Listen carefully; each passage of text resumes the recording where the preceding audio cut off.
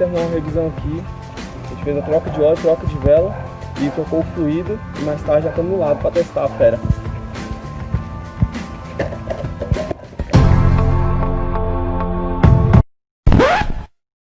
Three, two, one, drop it.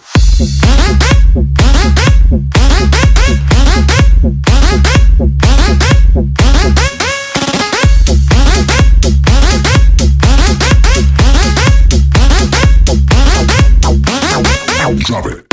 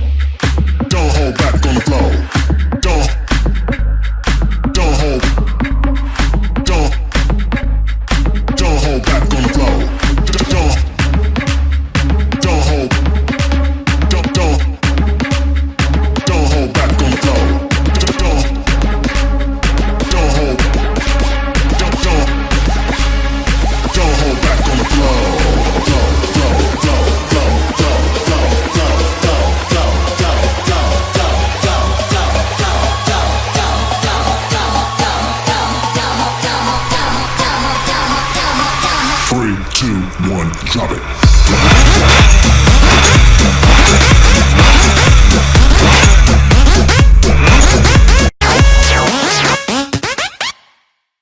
Oxe, não gosta de câmera? Essa aqui dá pra filmar sua bochecha toda. 180. Isso é porque você trabalha por todo mundo. Se não... Pois é, que é a vida. Senão não existiria Jet World, né? Pois é, seu nome do Jet World só se for. Ixi, Maria. Olha, é o Igor que tá lá em cima. Sai daí. Ei! Sai daí, ele vai subir não, filho. Comigo sem ele vai fazer a mesma bosta. Vai subir não, vai queimar a braço dele todo.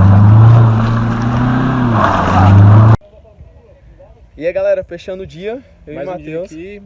Cara, a gente veio aqui fazer o teste do jet do cara aqui, do Fernando. Mano, o jet ficou redondo. O jet ficou filé, a gente fez a revisão, fez a troca de óleo, troca de vela e filtro. E deu um talento daqueles, ficou show.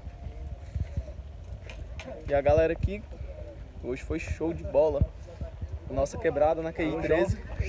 Matou o dia e... Com chave de ouro, terminamos o dia. Foi top, top, top.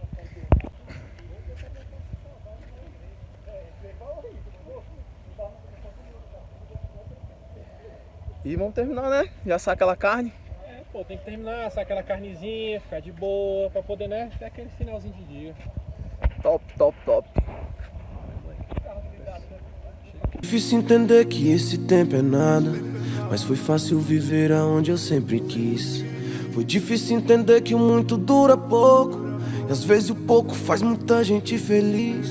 Com fruto do suor joguei 10 mil de sons, com fruto da conversa eu beijei a melhor.